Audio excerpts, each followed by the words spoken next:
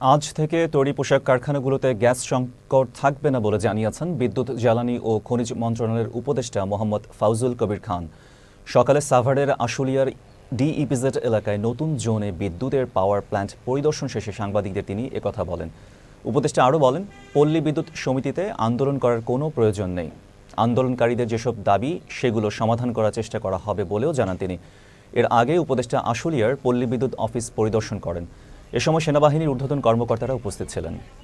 আসলে গ্যাস সরবরাহের যে অভিযোগ এরা শিল্প মালিকরা করে আসছেন, আমরা এখানে কিছুটা সত্যতা পাচ্ছি এবং এইটা আমরা অ্যাড্রেস করার চেষ্টা করতেছি। আমরা 4 কার্গো এক্সট্রা এলএনজি আনতেছি।